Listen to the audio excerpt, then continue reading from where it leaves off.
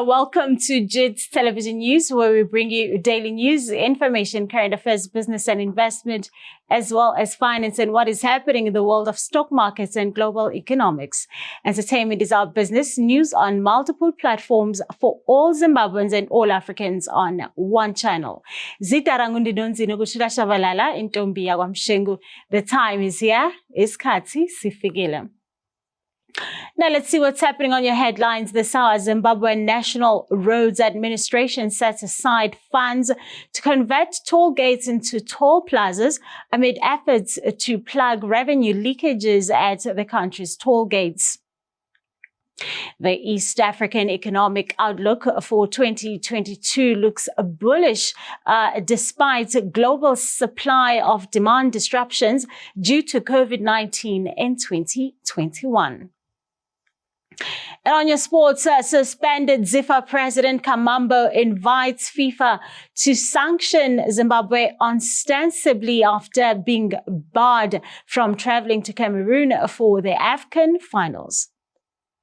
Your leading story this hour: in an effort to plug revenue leakages at the country toll gates, the Zimbabwe National Roads Administration has set aside funds to convert toll gates into toll plazas as part of parastatal's transformation strategy. Chief executives of the state-owned entity, Mr. Nkosinathi Ncube, explains how toll plazas will deter would-be unscrupulous motorists from gaining free passages. He says toll plazas are integrated infrastructure that are non-porous and resemble modern trends that do not give room to provide free passage. Zinara has invested in a toll plaza and the aim to ensure that all motorists pay for the rehabilitation of the country roads. However, a toll plaza is different from an ordinary toll gate as it has expanded infrastructure with enough barricades to ensure no one evades or avoids the passage. It's also digitalized such that all vehicles' number plates are scanned and detected to ascertain if they are exempted from paying fees. Ncube also explains the introduction of a prepayment package that will improve efficiency at the toll plazas, citing that the FTP service will cater for motorists who prepay their toll fees, and they are engaging banks to link with their system to reduce the waiting time by motorists to pass through toll gates. Meanwhile, Zinara plays a key role in the rehabilitation and construction of the country roads network by releasing billions of Zimbabwean dollars to local authorities and is determined to upscale its role to complement government's infrastructure and development drive. In other news, President Cyril Ramaphosa officially hands over the African Union chairmanship to his Senegalese counterpart, Macky Sall. Under Ramaphosa's leadership, a number of initiatives were undertaken to address the COVID-19 pandemic, and they included the establishment of the AU COVID-19 Response Fund, the Africa Task Force for Coronavirus Partnership to accelerate COVID-19 testing in Africa, and Consortium for COVID-19 Clinical Vaccine Trials. Ramaphosa made the handover during the opening session of the AU's 34th Ordinary Session of the Assembly, citing that it is his honor to hand over the chairmanship of the Committee of the African Heads of State and Government on Climate Change to His Excellency President Macky Sall of Senegal. While participating in a meeting of the AU Committee of African Heads of States and Government on Climate Change on the margins of the AU Summit, Ramaphosa says it is imperative that Africa does not lose momentum and that climate change is not relegated to the periphery of the global development agenda. He further says Africa is experiencing the worst impacts of phenomena associated with global warming such as droughts, floods, and cyclones, loans. Climate change impacts are costing African economies between 3 and 5% of their GDPs. The South African president adds that it is with pride that Africa spoke with one voice at the COP26 in Glasgow late last year as the continent prepared for the UN Framework Convention on Climate Change, COP27, taking place in Egypt in November. Africa must once more speak with one voice, expressing their unwavering support for the implementation of the UNFCCC and the Paris Agreement. Coming up next is your JIT-TV business news.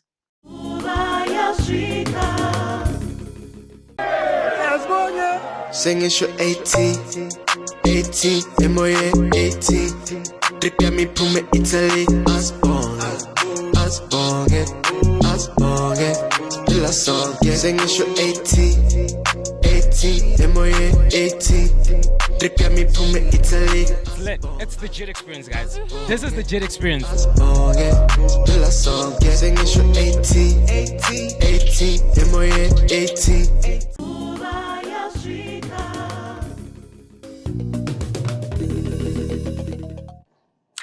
Now, let's see what's happening on your business news this hour. Zimbabwe has huge potential to grow the sugar sector into a formidable industry in the region if complementary measures are taken to curb binding constraints in the sector, thus says the National Competitiveness Commission.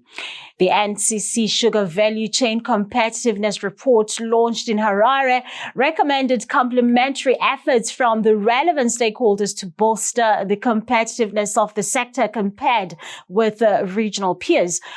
Collaborative input from the government, grower farmers, come millers, service providers and suppliers of inputs has been cited as key in ensuring that some of the challenges are addressed.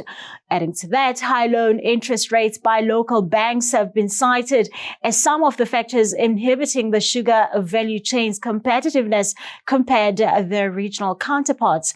Well, according to reports, interest rates in the country range between 40 and 60%, and this is exacerbated by the fact that they are short-term loans, while indications show that regional loans are long-term and interest rates range from 3 to 4% and between 13 and 25%.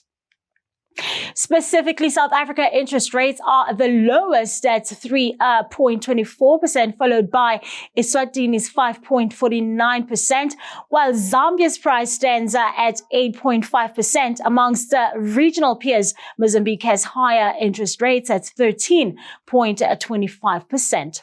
Consequently, sugar pricing by these countries is better than that of Zimbabwe, rendering the country uncompetitive when it comes to the pricing of the product. And surprisingly, in terms of the sugar prices, the aforementioned regional countries are thrice competitive as compared to Zimbabwe. In your other business news, the impact of COVID-19 throughout 2021 has seen East Africa dealing with containment measures and global supply and demand disruptions, which have hit businesses and livelihoods hard.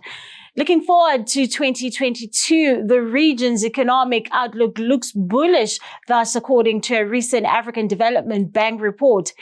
The 13 countries that make up East Africa are projected to show up in average growth of 4.9%, up from 0.4% posted in 2020. And this is driven by sustained public spending on infrastructure, improved performance of the agricultural sector, a shift towards a more service-oriented economy, and deepening regional economic integration. However, there are issues also that could dampen the outlook, such as the slow rollout of COVID-19 vaccines and spikes in infections.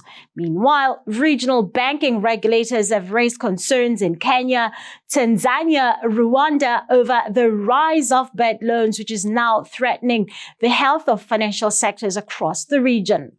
The political picture in East Africa is mixed. For example, low levels of corruption and relative political stability in Kenya and Rwanda have allowed for increased foreign investment, although Kenya's general election in August 2022 could be a flashpoint for unrest. Civil war in Ethiopia also threatens the stability of Horn of Africa, and countries such as Somalia and Sudan remain volatile with increased political and economic instability.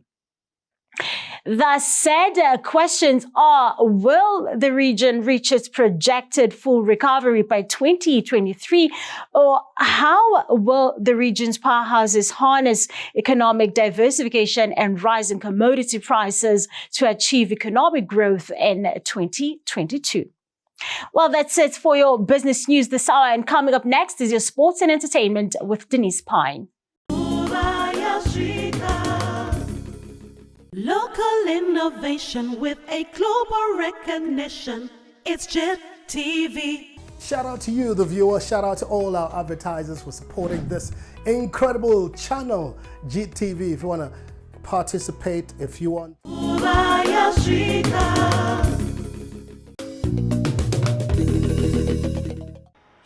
Hello and welcome viewers, my name is Denise Pine and you're watching JIT-TV Sports and Entertainment News.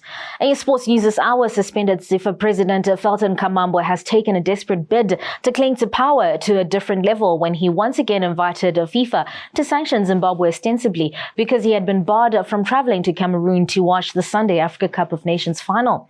In a bid to woo FIFA support, he claimed the domestic game was now in a quandary as government had taken over football administration. The FIFA boss had intended to travel to Cameroon and join other Football Association presidents who were in the West African country courtesy of the Confederation of African Football, as Senegal was facing record AFCON winners Egypt in the final. However, Kamambo, together with the members of his board, Philemon Machana, Brighton Malandule, Barbara Chikosi, Sugar Chagonda, and Farai Jere, were suspended by the Sports and Recreation Commission on November 16th last year. The pair of Chikosi and Jere later had their suspensions lifted to allow them to execute their mandate as Women's Soccer League and Premier Soccer League chairpersons, respectively. While Chagonda insisted he would respect and abide by the SRC decision, the trio of Kamambo, Malandule, and Machana have been pulling all the stops to resist the suspension. In the latest episode to the Zifa drama, Kamambo had wanted to fly to Cameroon as a show of defiance to the suspension handed on him, but his bid hit a snag at the Robert Gabriel Mugabe International Airport, where he was barred from traveling. Meanwhile, in entertainment news, award-winning hip-hop stars and businessmen Mudiwa Hood and Stana, real name Desmond Chideme, have joined hands with a young businessman and pilot, Nyasha Paradzai, in establishing Sky Angel Private Jet Charters. Sky Angel Private Jet Charters is a registered company which has been operating for the past 12 months. The company is now set to acquire its first private jet this month, as the directors favor owning jets than leasing or hiring. However, the Mudiwa and Stana multi-million-dollar jet business collabo apparently comes as a surprise to many, as Mudiwa and Stana were always viewed as rivals. Nobody saw this coming, but this is the way to go for Zimbabwe's most successful rappers.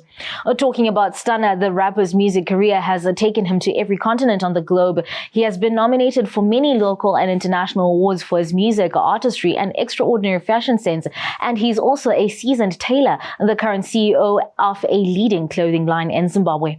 On the other hand, Mudiwa Hood is a sensational Christian multi-award-winning hip-hop artist, a philanthropist, and a banker.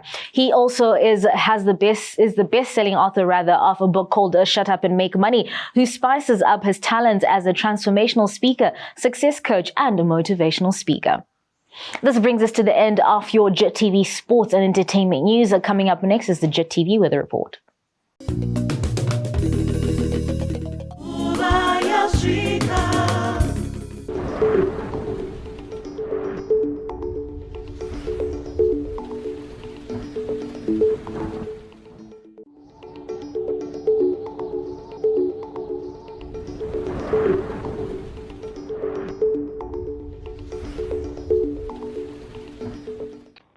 Well, this brings us to the end of our JIT television news bulletin this hour. Stay tuned to JIT TV as we bring you the best in entertainment news, information, analysis, sports, and business, and all the headlines of the day. And to stay in touch on Twitter, Facebook, and our website www.jit-tv.tv and leave a comment.